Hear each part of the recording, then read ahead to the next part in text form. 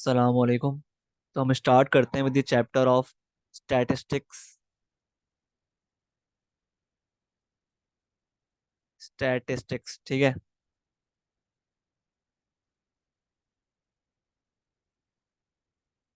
इसको हम स्टैट्स भी बोलते हैं, ठीक है, इन मैथ्स। सही है।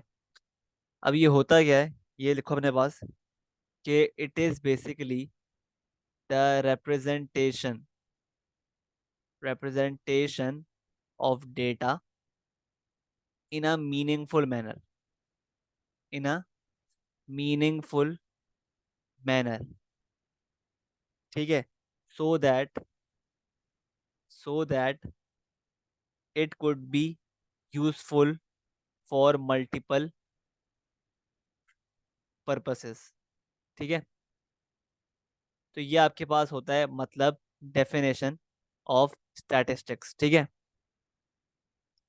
अब देखो यार, ये जो चैप्टर है ना पूरा, ये कॉमन चैप्टर है between O level IGCSE maths और S1 एएस लेवल मैथ्स, ठीक है। तो मैंने वहां पर ना ये पूरा कवर करवाया हुआ है तकरीबन, सही है। कुछ चीजें हैं जो S1 में नहीं है लेकिन मैथ्स में है, वो मैं यहाँ पे करवा दूंगा। लेकिन बाकी जो भी कंटेंट है ना, इसका तकरीबन पूरा 95% कंटेंट मैंने कवर करवा दिया है इन S1 प्लेलिस्ट, ठीक है। 95% content has been covered in S1 playlist, ठीक है। वहां से आप देख लेना, ठीक है। चैनल पर ही है मेरे, सही है, ठीक है। तो अब कुछ टॉपिक्स हैं दैट यू शुड नो कि भाई टॉपिक्स हैं क्या इसमें, तो मैं बता देता हूँ। तो हमारे पास ये स्टार्ट होता है, टॉपिक जो है ना स्टैट्स का, स्टार्ट होता है विथ रिप्रेजेंटेशन ऑफ डेटा, ठीक है। इसमें हम बताते हैं भाई कि डेटा की क्या टाइप्स हैं। ग्रुप डेटा, ग्रुप डेटा होता है, अनग्रुप डेटा होता है, ठीक है। ये पूरा कवर करवा चुका हूँ मैं S1 की प्लेलिस्ट में, आप वहां से देख लेना। तो ये जो पूरा टॉपिक है ना, रिप्रेजेंटेशन ऑफ डेटा, ये मैंने कवर करवा दिया है, ठीक है, in the playlist of S1। इसके नाम से ही होगी प्लेलिस्ट, ठीक है। और आगे बढ़ते हैं, आगे बढ़ते तो आता है भाई के how is data. Second topic क्या है इसका, how is data represented, how is data represented. Data को रिप्रेजेंट करने के हमारे पास बहुत सारे तरीके हैं। उसमें से जो हम पढ़ेंगे, कौन से पढ़ेंगे, हम पढ़ेंगे फ्रीक्वेंसी डिस्ट्रीब्यूशन डायग्राम, ये पढ़ेंगे हम। और हम पढ़ेंगे पाई चार्ट्स और बार चार्ट्स पढ़ेंगे, और हिस्टोग्राम पढ़ेंगे अंडर दिस चैप्टर, दिस सब टॉपिक।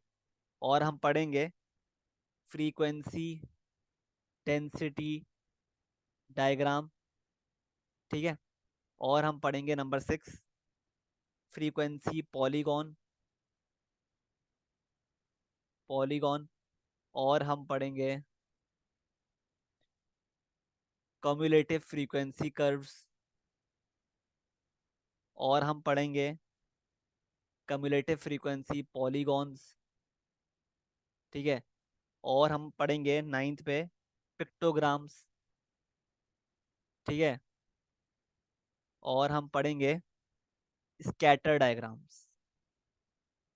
अच्छा, अब इन इन 10 चीजों में से ना, इन 10 चीजों में से हमने ये ये ये ये और ये और बस, ये सब चीजें हमने कवर कर ली हैं इन द S1 प्लेलिस्ट, ठीक है। तो अभी के लिए हम फोकस करेंगे इन तीनों चीजों पर। हम ये पढ़ेंगे और ये दोनों पढ़ेंगे, ठीक है, क्योंकि ये हम पहले ही पढ़ चुके हैं इन S1 प्लेलिस्ट। आप वहां से सर्च कर लो चैनल पर, ठीक है। तो वहां पे आपको बकायदा इनके नाम से एक वीडियोस मिलेंगी, इन चीज़ों के नाम से आपको वीडियोस मिलेंगी, ठीक है। बहुत ही इन डेप्थ मैंने समझाया हुआ है उस प्लेलिस्ट में, ठीक है। तो क्या कहते हैं, आप वहां से पढ़ लेना इसको, ठीक है। और ये जो है ये हम पढ़ते हैं, स्टार्ट करते हैं विद फ्रीक्वेंसी डिस्ट्रीब्यूशन डायग्राम, ठीक है। Frequency distribution diagram.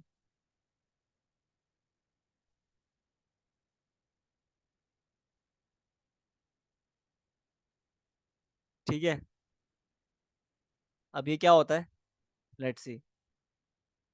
तो फ्रीक्वेंसी डिस्ट्रीब्यूशन डायग्राम क्या होती है, these are prepared, these are prepared prepared to convert ungrouped data ungrouped data into group data, group data by the help of tally marks, ठीक है। Basically इसके through हम क्या करते हैं, हम कन्वर्ट करते हैं अनग्रुप डेटा को into group data by the help of tally marks, सही है।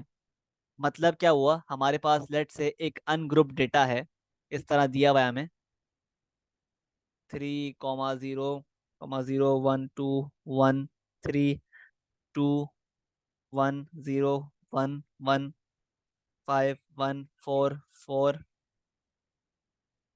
1, 1, 3, 3, 3, 1, 1, 0, ठीक है। तो ये हमें एक दिया हुआ है अनग्रुप डेटा। अगर हमें इसको कन्वर्ट करना है into group data with the help of frequency distribution diagram, तो किस तरह करेंगे, हम एक कॉलम बनाएंगे। कॉलम है एक्स का, जो ये वैल्यूज है सारी एक्स की, ठीक है। और एक कॉलम होगा टेली मार्क्स का, टेली मार्क्स का। और एक कॉलम होगा फ्रीक्वेंसी का, ठीक है। अब अगर मैं बोलूं भाई, इस पूरे डेटा में से, अनग्रुप डेटा में से स्मॉलेस्ट नंबर कौन सा है, जीरो, तो स्टार्ट जीरो से करते हैं, जीरो से। अब मुझे बताओ जीरो कितनी बार आया है, जीरो, वन, टू, वन, एक टैली मार्क लगा दिया हमने। ये होते हैं basically tally mark, one tally mark, two, three और फोर। तो चार बार आया है, तो मैं चार टैली मार्क्स लगा दिए यहाँ पर, सही है। तो जितने हमारे पास टैली मार्क्स है ना, उतनी हमारे पास क्या होगी, फ्रीक्वेंसी। तो 1, 2, 3, 4, आपकी फ्रीक्वेंसी क्या हो गई, फोर, ठीक है। तो जीरो आपके पास बेसिकली चार बार आया है, ठीक है। अब बात करते हैं वन की। वन कितनी बार आया है, वन एक हो गया, दो, तीन, चार, पाँच। अच्छा, पांचवा जब टेली मार्क आता है ना, तो पांच को आप लिखते नहीं है, बल्कि पांचवे को आप इस तरह ऊपर स्लैश लगा देते हैं। पांचवे को आप, पांचवे पर आप इस तरह चार आप टेली मार्क्स बनाते हो, फिर पांचवे को उसके ऊपर इस तरह आप क्रॉस कर देते हो, ठीक है, पांचवें टेली मार्क को। तो ये हो गया one, one, two, three, four और फाइव, ठीक है। पांच पांच हो गए, one, six, seven, eight, nine, nine हो गए। अब टेन अगेन क्या होगा, इस तरह करोगे आप, टेन को आप इस तरह मार्क कर दिया, ठीक है। तो हमारे पास वन कितने हो गए, टेन। अब बात कर लेते हैं टू की, टू की बात कर लेते हैं। टू, वन, टू कितने हो गए, वन, टू, तो दो ही है टू, सही है। अब थ्री की बात कर लेते हैं। थ्री कितने हैं, one, two, three, four, two, three, four, तो चार ही हैं थ्री, सही है। बल्कि थ्री एक और है, फाइव। तो पांच बार आया है थ्री, तो क्या होगा फ्रीक्वेंसी, फाइव, ठीक है। अब क्या बचा हमारे पास, फोर, फोर भी है, फोर भी है। फोर कितने आए, वन, टू, तो फोर, वन, टू, सही है। तो दो बार फोर आया है। और क्या बचा, फाइव भी आया है एक बार, एक बार आया है फाइव, फाइव आया है एक बार, ठीक है। तो इसकी फ्रीक्वेंसी क्या हो गई, 1। ठीक है, तो इस तरह बेसिकली आप फॉर्म करते हो फॉर्म करते हो एक फ्रीक्वेंसी डिस्ट्रीब्यूशन डायग्राम। सही है, इसके थ्रू आप खुद देख लो आपने क्या किया, एक अनग्रुप्ड डेटा को एक ग्रुप्ड डेटा में कन्वर्ट कर दिया। ठीक है, आई होप क्लियर है कि किस तरह हम फ्रीक्वेंसी डिस्ट्रीब्यूशन डायग्राम्स ड्रॉ करते हैं, फॉर्म करते हैं। सही है, ठीक है। तो वंस हमारे पास ये पढ़ लिया हमने, ठीक है, ये हमने पढ़ लिया। इसके बाद आप ये जो चीज़ें हैं ना, pie charts, bar chart, histogram और frequency density diagram, frequency polygon, cumulative frequency curves, cumulative frequency polygons, ये सब आप पढ़ लेना, S1 की प्लेलिस्ट से। ठीक है, अब आगे मूव करते हैं टुवर्ड्स पिक्टोग्राम्स एंड स्कैटर डायग्राम्स। ठीक है, तो अगर हम बात करें पिक्टोग्राम्स की अगर हम बात करें पिक्टोग्राम्स की, तो पिक्टोग्राम्स कुछ है नहीं वैसे इसमें, बस ये पता होना चाहिए कि पिक्टोग्राम्स क्या होते हैं। होते क्या है कि representation of data in the form of pictures,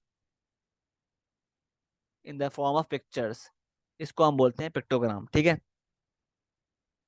और each picture has certain frequency, each picture has certain frequency। ठीक है, तो ये होता है आपके पास पिक्टोग्राम। मतलब लेट से एक एग्जांपल देता हूँ आपको। वैसे तो बहुत ही ब्रॉड टर्म है पिक्टोग्राम, मतलब कोई भी आपके पास ना डेटा अगर रिप्रेजेंट हो रहा हो in the form of pictures, तो उसको आप पिक्टोग्राम कहते हो। ठीक है, लेट से हमारे पास एक इस तरह पिक्टोग्राम बना हुआ है कि नंबर ऑफ डेज, सॉरी, इस तरह बना हुआ है कि डेज और नंबर ऑफ ड्रिंक्स। ठीक है, तो यहाँ पे डे लेट से मंडे है, तो यहाँ पर नंबर ऑफ ड्रिंक्स यानी कि ये तस्वीर बनी हुई है। लेट से नंबर ऑफ ड्रिंक टी है, टी की बात कर रहे हैं, ड्रिंक्स में टी की बात कर रहे हैं। तो यहाँ पर ना एक प्याली बनी होगी चाय की, इस तरह। ठीक है, तो ये बेसिकली रिप्रेजेंट कर रहा होगा भाई के नंबर मंडे को इसने 3 चाय पी हैं, 1 2 3, 3 इसने ड्रिंक्स पी हैं टी की। सही है, तो ये होता है पिक्टोग्राम। ठीक है, बेसिकली ये इतना इंपॉर्टेंट नहीं है वैसे। लेट्स से ट्यूसडे को, जैसे कि ट्यूसडे को 2 प्यालियाँ बनी हुई हैं, मतलब ट्यूसडे को दो 2 प्यालियाँ पी हैं, 2 ड्रिंक्स पी हैं इसने। ठीक है, सिमिलरली वेडनेसडे की अगर बात करें, तो अगर 1 प्याली बनी हुई है, तो मतलब क्या हुआ इसका कि वेडनेसडे को 1 ड्रिंक पी है। ठीक है, तो ये बेसिकली एक एग्जांपल है पिक्टोग्राम की। सही है, इस तरह आपके पास जब भी कभी क्या कहते हैं, in the form of pictures कोई आपको डेटा रिप्रेजेंट किया जा रहा हो ना, तो वो एक पिक्टोग्राम होता है। सही है, और हर हर जो पिक्चर है ना, वो एक फ्रीक्वेंसी को डिनोट करती है। मतलब इस केस में क्या है भाई, की क्या है कि हर प्याली रिप्रेजेंट कर रही है 1 ड्रिंक को, है ना। तो ये मतलब होता है, ये है basically example, classic example of a pictogram. ठीक है, आई होप क्लियर है। ठीक है, अच्छा अब आगे बढ़ते हैं, अब बात करते हैं स्कैटर डायग्राम्स की, स्कैटर डायग्राम्स की। ठीक है,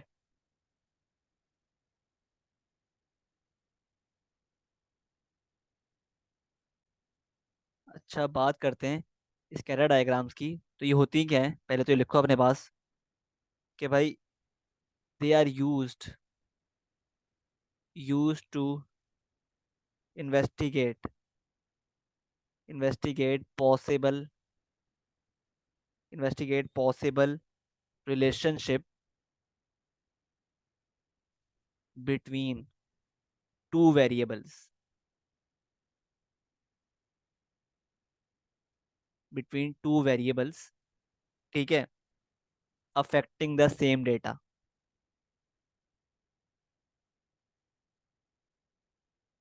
ठीक है। अच्छा, आप स्कैटर डायग्राम में क्या करते हो? You do not join points, join up the points on a scatter diagram, diagram. सही है। If there, if the variable, if the variable increases together, if the variables increase together, there is a, then there is a positive correlation, positive correlation. ठीक है। और अगर variables, if one variable decreases, decreases when the other increases, when the other increases, तो फिर then there is a negative correlation। ठीक है। सही है। और अगर मेरे पास if there is a correlation, कोई कोरिलेशन बन रहा है, then you can draw, then you can draw the line of best fit through the points. ठीक है। सही है। मतलब अगर मेरे पास कोई भी कोरिलेशन बन रहा है बिटवीन द वेरिएबल्स, तो we can, in that case we can draw the line of best fit through the points. किस तरह ड्रॉ करेंगे, आओ देखते हैं। तो लेट्स से, अगर मेरे पास एक स्कैटर डायग्राम है, ये ग्राफ है। अब ग्राफ पे ना, ये वाई एक्सेस है ऑब्वियसली, और ये एक्स एक्सेस है। और ग्राफ पे ना पॉइंट्स इस तरह स्कैटर हुए हैं, पॉइंट्स इस तरह स्कैटर हुए हैं।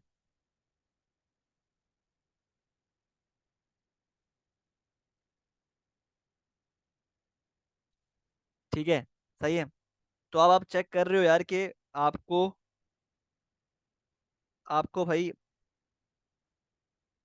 जो पॉइंट्स हैं वो इस तरफ मूव कर रहे हैं, ऊपर की तरफ। ठीक है। तो आप क्या करोगे, आपको लग रहा है भाई कि इन पॉइंट्स के दरमियान ना आप एक क्या बनाओगे, एक लाइन ऑफ बेस्ट फिट बनाओगे, कुछ इस तरह।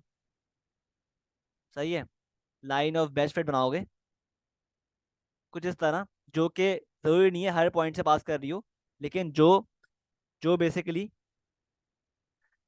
पॉइंट्स के करीब से गुजर रही हो, वो जो पॉइंट्स हैं लाइन ऑफ बेस्ट फिट के करीब से गुजर रहे हो। ठीक है। तो ये जो है केस है ना, ये है आपके पास अ स्ट्रॉन्ग पॉजिटिव कोरिलेशन। ठीक है। ये केस है स्ट्रॉन्ग पॉजिटिव कोरिलेशन का, क्योंकि points lie very close to line of best fit. ठीक है। सही है। सिमिलरली अगर आपके पास इस तरह है, ये लाइन ऑफ बेस्ट फिट है, और जो पॉइंट्स हैं वो कुछ दूर हैं। ठीक है। तो ये भी अगेन है तो पॉजिटिव कोरिलेशन, लेकिन weak, a weak positive correlation, क्योंकि points are, points are not tightly packed, not tightly packed. ठीक है। But still they show a direction. मतलब पॉइंट्स हमें डायरेक्शन शो कर रहे हैं भाई कि ये पॉजिटिव कोरिलेशन है, लेकिन क्योंकि पॉइंट्स करीब करीब नहीं है, तो लाइन ऑफ बेस्ट फिट के, तो जब ये एक वीक पॉजिटिव कोरिलेशन है। सही है। सिमिलरली अगर मेरे पास ग्राफ इस तरह बना हुआ है और ये लाइन ऑफ बेस्ट फिट है और ये पॉइंट्स हैं,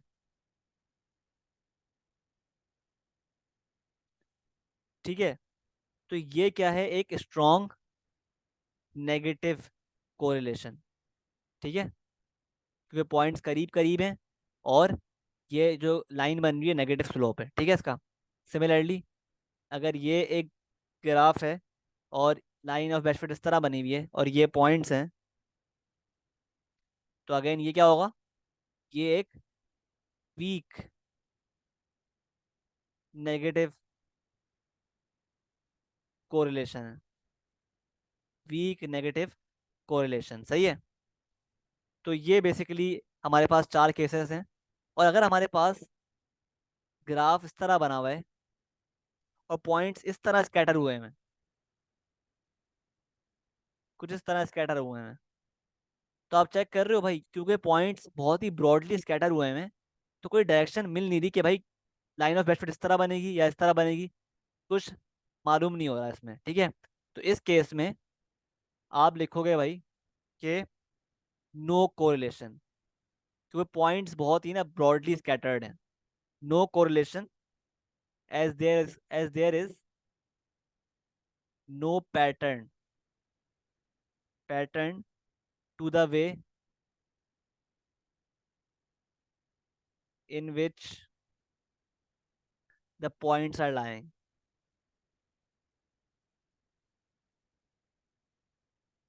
ठीक है, तो ये था पूरा all about you need to know about scatter diagram. ठीक है, आई होप क्लियर है। इस एग्जांपल की बात करते हैं। लेट्स से आपको एक ग्राफ दिया हुआ है, क्वेश्चन में ग्राफ दिया हुआ है और ये आपको लाइन ऑफ बेस्ट फिट बना के दी हुई है और ये पॉइंट्स दिए हुए हैं। ठीक है, और क्या बोल रहा है, कह रहा है right the relationship of this the variables. तो आप क्या लिखोगे, वेरिएबल्स मतलब वाई और एक्स है ना। तो आप लिखोगे भाई ये जो कोरिलेशन है इनके दरमियान क्या है, ये है मेरे पास एक वीक पॉजिटिव कोरिलेशन। ठीक है, क्योंकि जो पॉइंट्स हैं वो लाइन ऑफ बेस्ट फिट से दूर हैं। सही है। सही है, आई होप क्लियर है। आगे बढ़ते हैं। अच्छा, अब जो है ना इसके बाद जो इस चैप्टर में चीज़ आती है ना, वो आती है मेजर्स ऑफ सेंट्रल टेंडेंसी। अच्छा, ये भी जो पूरा पार्ट है ना, पूरा सब टॉपिक है, ये मैं कवर करवा चुका हूँ इन दी S1 कोर्स। ठीक है, इसमें आता है आपके पास मोड, मीडियन एंड मीन। सही है, ये तीन हम पढ़ते हैं मैथ्स में। ठीक है, तो ये तीन मैं कवर करवा चुका हूँ इन S1। ठीक है, तो ये भी रिकमेंड करूँगा आप वहीं से चेक कर लो, वहीं से पूरा देख लो। ठीक है, पूरा इन डेप्थ मैंने समझाया हुआ है उस प्लेलिस्ट में, उस कोर्स में। ठीक है, और सही है, तो इसमें आपको ये भी मिलेगा कि how to convert how to convert discrete data into continuous data. ठीक है, तो ये सब मैंने ना in depth along with examples सब करवाया हुआ है। ठीक है, इन द S1 सिलेबस। तो आप वहाँ से पढ़ लेना इसको किस तरह हम करते हैं। तो ये था हमारा पूरा स्टैट्स का टॉपिक, चैप्टर इन मैथ्स। ठीक है, तो आप क्या करोगे, दोबारा सुन लो। आप पहले, आपका काम है पहले इस टॉपिक को स्टार्ट करना विद द S1 वीडियोस। ये पढ़ने के बाद ही आप, पहले आप ये पढ़ोगे नंबर वन, फिर आप फिर आप ये चीज़ें पढ़ोगे सारी, हाउ इज डेटा रिप्रेजेंटेड। ठीक है, लाइन से, इस लाइन से ही पढ़ोगे, ठीक है, जिस तरह में लिखी हुई है ना मैंने, 1 से लेकर 10 तक जो मैंने मेंशन किया हुआ है, ये सब पढ़ोगे। उसके बाद आप मूव करोगे आगे टुवर्ड्स, उसके बाद आप मूव करोगे,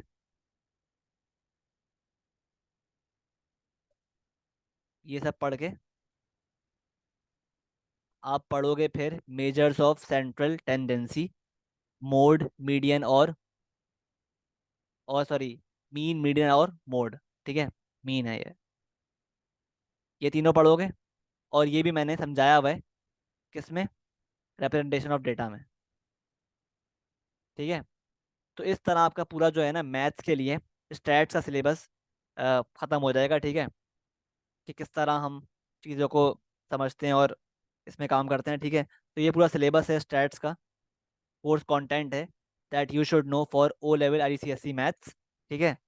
तो मिलते हैं नेक्स्ट वीडियोस में। अल्लाह हाफिज़।